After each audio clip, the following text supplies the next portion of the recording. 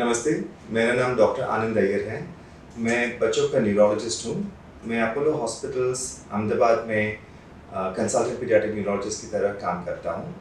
आज 26 मार्च जो international epilepsy awareness day या फिर पर्पल डे है, उस अवसर पे मैं आपको बच्चों के एपिलेप्सी के बारे में कुछ इन्फॉर्मेशन देने के लिए आया हूँ। बच्चे में एपिलेप्सी होना एक कॉमन न्यूरोलॉजिकल कंडीशन है और बच्चे छोटे अडल्ट नहीं होते हैं, तो बच्चों में जो एपिलेप्सी होता है वो अलग होता है और उसको डायग्नोज और ट्रीट करने के लिए एक पीडियाट्रिक न्यूरोलॉजिस्ट का इन्वॉल्व होना बहुत इम्पोर्टेंट है।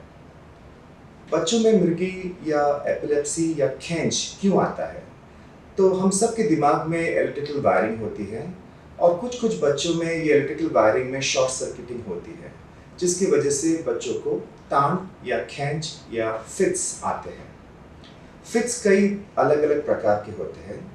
ज़्यादातर बच्चों में बुखार के साथ फिट्स आते हैं या तान आते हैं, उसको फिब्राइल सीजर्स कहते हैं।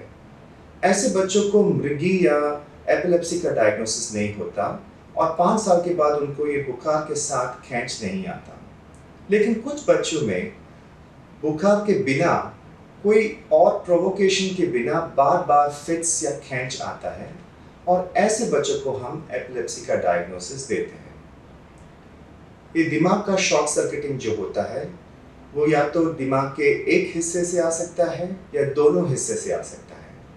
इसके कई वजह हो सकते हैं, जैसे कि दिमाग की रचना ठीक से ना हुई हो या कुछ जेनेटिक कॉज हो या फिर कोई और वजह हो। तो हर बच्चे में एपिलेप्सी का वजह ढूंढना ज़रूरी है और ये बच्चों के डायग्नोसिस और मैनेजमेंट में बहुत काम आता है। अगर बच्चों को एपिलेप्सी होता है तो उनके निदान के लिए कुछ इन्वेस्टिगेशंस करना ज़रूरी है। इसमें से एक इन्वेस्टिगेशन जो होता है वो दिमाग की इलेक्ट्रिकल एक्टिविटी को रिकॉर्ड करता है और इसका नाम है EEG या इलेक्ट्रोएन्केफेलोग्राम। बड़े बच्चों में ये जागृत अवस्था में होता है, लेकिन छोटे बच्चों में हम थोड़ी सी दवा देके उनको सुला के करते हैं। इसमें से हमें ये पता चलता है कि दिमाग के कौन से भाग में से खैंच की उत्पादन होती है। कुछ बच्चों में ये नॉर्मल भी हो सकता है, लेकिन एपिलेप्सी का जो डायग्नोसिस है वो क्लिनिकल होता है और ये सारे इन्वेस्टिगेशंस जो है ये हमें हेल्प करते हैं ताकि हम करेक्ट एपिलेप्सी का डायग्नोसिस कर सके और सही दवा शुरू कर सके। ज़्यादातर बच्चों में हम MRI स्कैन भी करवाते हैं। MRI स्कैन जो है वो अलग इन्वेस्टिगेशन है और वो दिमाग की रचना को देखता है या दिमाग के स्ट्रक्चर को देखता है। कुछ बच्चों के दिमाग में छोटी सी भाग जो है उसकी रचना ठीक से नहीं हुई होती है, या फिर अगर कोई जन्म के वक्त न रोने पर या फिर शुगर कम होने की वजह से दिमाग में कुछ चोट पहुंची हो तो इस बात का संकेत देता है और इसके वजह से खैंच आने का कारण भी बताता है। तो ये जानना ज़रूरी है ताकि हम सही दवा शुरू कर सके, पेरेंट्स को सही तरीके से बता सके कि कितने लंबे अरसे तक दवा शुरू रखनी है। दवा कई प्रकार के होते हैं। बच्चों में हम लिक्विड प्रिपरेशन ज़्यादातर यूज़ करते हैं। बच्चों में हमेशा दवा जो है छोटे डोजेस में शुरू करते हैं और धीमे धीमे बढ़ाते हैं। ये ज़रूरी है कि माँ बाप बच्चों को दवाइयाँ कोई भी डोज मिस किए बिना दे दें। कुछ केसेस में हम देखते हैं कि माँ बाप कुछ महीनों के बाद दवा अपने आप बंद कर देते हैं, या फिर बच्चा सो गया या कहीं बाहर गए हो तो एक डोज मिस हो जाता है। ये करना उचित नहीं है। एक डोज भी मिस होने की वजह से बच्चों को फिर से तान आ सकती है। तो हम यही एडवाइस करेंगे कि आप एक रिमाइंडर रख लें अपने फ़ोन पे, और बच्चा सो गया हो या कहीं आप बाहर गए हो तो भी आप वापस आके दवा नियमित दे दें। ज़्यादातर बच्चों में एपिलेप्सी जो है एक समय पे शुरू होती है और एक समय पे अपने आप चली जाती है। इसीलिए हम ये कहते हैं कि ज़्यादातर बच्चों को दवाइयाँ जो है 2 से 2.5 साल तक देना ज़रूरी है और अपने बच्चों के न्यूरोलॉजिस्ट के संपर्क के बाद इसको बंद करना ज़रूरी है, ना कि आप ये डिसीजन अपने आप लें। कुछ बच्चों में हम दवा बंद करने से पहले एक ईईजी दोबारा भी करते हैं, ये देखने के लिए कि क्या एपिलेप्सी का प्रभाव अभी भी है कि नहीं। और दवा को कम करने के लिए भी हम धीमे-धीमे ही कम करते हैं और बंद करते हैं। तो इस दौरान अपने न्यूरोलॉजिस्ट को रेगुलरली बताना और उनके कंसल्टेशन करना बहुत ज़रूरी है। अपने बच्चे को एक फिट्स का एक्सपीरियंस करवाना बहुत ही स्कैरी थिंग होता है। माँ-बाप बहुत घबरा जाते हैं। तो इसमें माँ-बाप क्या कर सकते हैं? तो काफ़ी बच्चों को जब फिट्स आते हैं या खींच आता है तो उनके हाथ पैर झटके मारते हैं, मुंह से शायद फ़ीन या लाल बहुत आती है।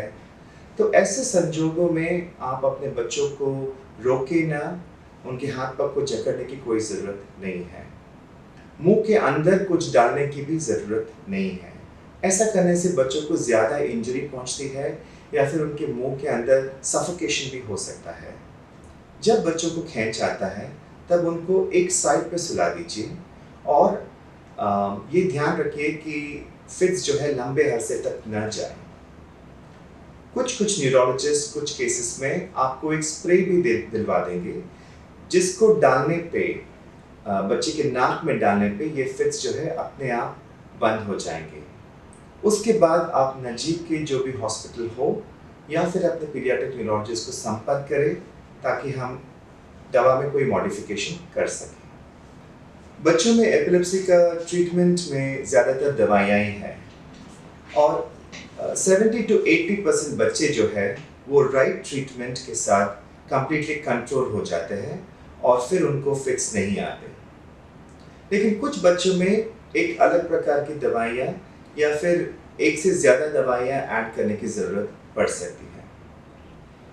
और रेयर केसेस में 2 या ज़्यादा दवाई देने के बावजूद भी कुछ बच्चों को फिट्स कंट्रोल में नहीं आते या फिर अगर आते भी हैं तो भी हर कुछ दिनों में फिट्स चालू रहते हैं। ऐसे बच्चों में हम सोचते हैं कि क्या कुछ और इलाज किया जा सकता है जिसकी वजह से उनका एपिलेप्सी अच्छी तरह से कंट्रोल हो जाए।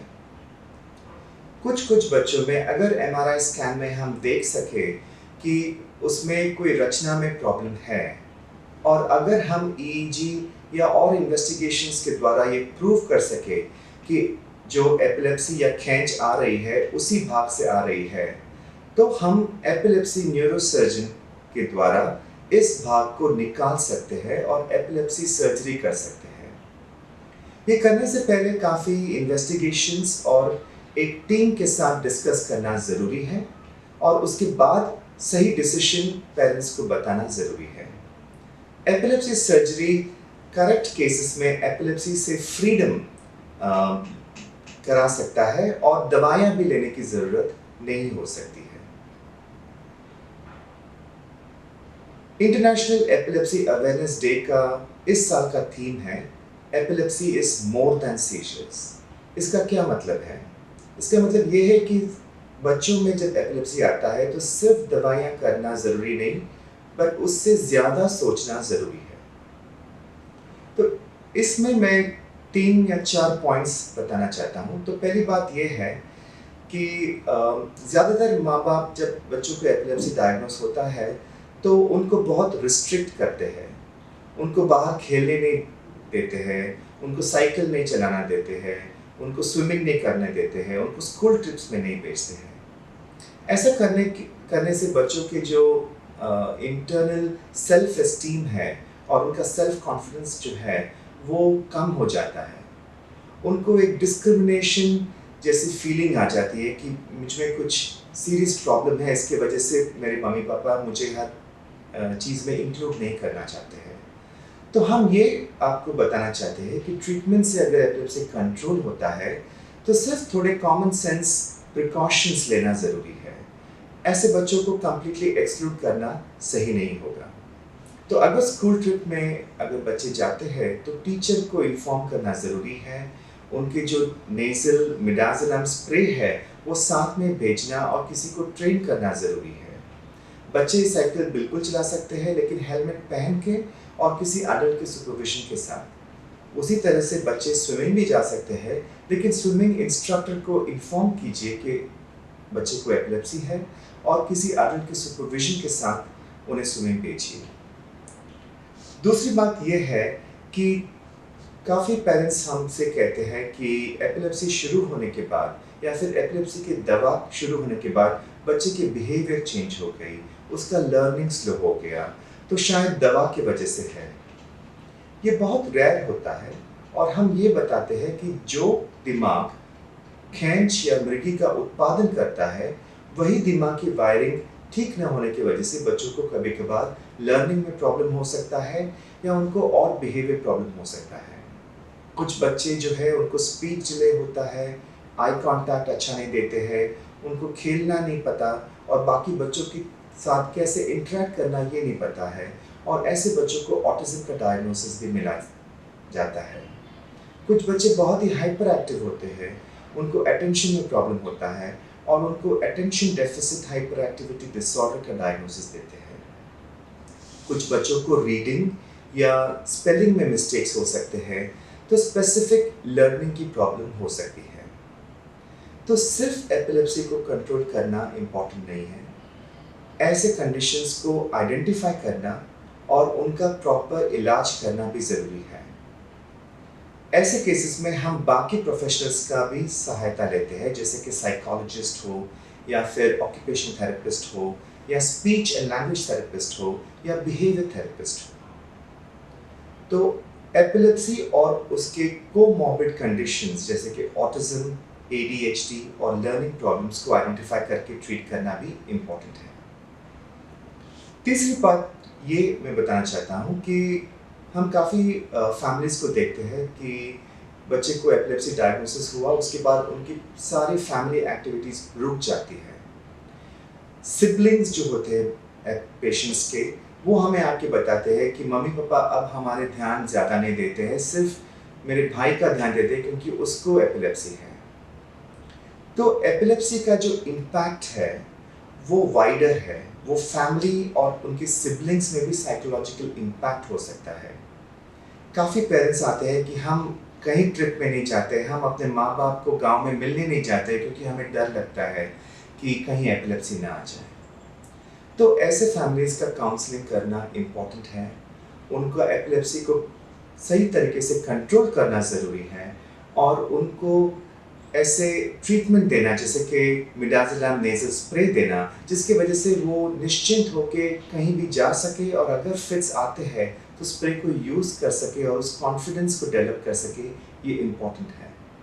बाकी सिबलिंग्स में कोई साइकोलॉजिकल एंजाइटीज़ ना आए, ये भी पूछना ज़रूरी है। हमने इस बात की चर्चा तो की थी कि रेगुलरली ट्रीटमेंट देना बहुत इम्पॉर्टेंट है। काफ़ी पेरेंट्स जो है 1-2 डोसेस मिस करते हैं, तो मैं उनको यही बताता हूँ कि किसी को अगर हार्ट अटैक हुआ हो या फिर उनको अगर स्टेंट डाला हो और उनको बीपी या कोलेस्ट्रॉल की दवा देते हैं, तो वो दवा लेना तो भूलते नहीं हैं। तो फिर मृगी के कंडीशन में मृगी की दवा लेना क्यों भूलें? मृगी एपिलेप्सी भी बहुत इम्पॉर्टेंट कंडीशन है और उसका सही ट्रीटमेंट होना, रेगुलर ट्रीटमेंट होना इम्पॉर्टेंट है। तो 26 मार्च जो इंटरनेशनल एपिलेप्सी अवेयरनेस डे है, इस अवसर पे मैंने जो बात की है उसकी समरी में बताना चाहता हूँ। तो पहली बात तो यह है कि बच्चों में एपिलेप्सी अडल्ट से अलग है, इसके विभिन्न कारण होते हैं और इसका सही निदान और सही ट्रीटमेंट एक बच्चों के न्यूरोलॉजिस्ट के द्वारा होना बहुत ही इम्पोर्टेंट है। बच्चों में अगर तान आती है तो प्लीज़ घबराइए नहीं। ज़्यादातर बच्चों में ये तान जो है ये 3-4 मिनट में बंद हो जाती है। बच्चे को एक साइड में सुला दीजिए और मुंह में कुछ मत डालिए।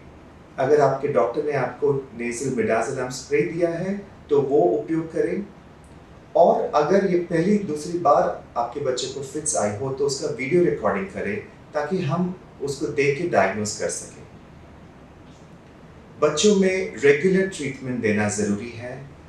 इस ट्रीटमेंट को अपने आप बंद ना करें, अपने न्यूरोलॉजिस्ट के संपर्क के बाद ही उसको कम करें या बंद करें और एक भी डोज मिस नहीं होना चाहिए।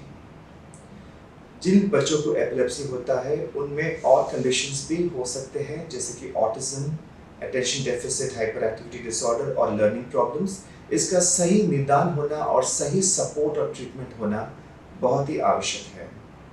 और फाइनली एपिलेप्सी का इम्पैक्ट बच्चों के इंडिपेंडेंस, बच्चों के रूटीन एक्टिविटीज़ और बच्चों के सिबलिंग्स में नहीं होना चाहिए। इस बात का खास ध्यान रखें और अपने न्यूरोलॉजिस्ट के साथ डिस्कस करें ताकि वो आपका सही तरीके से मार्गदर्शन दे सके। नमस्कार।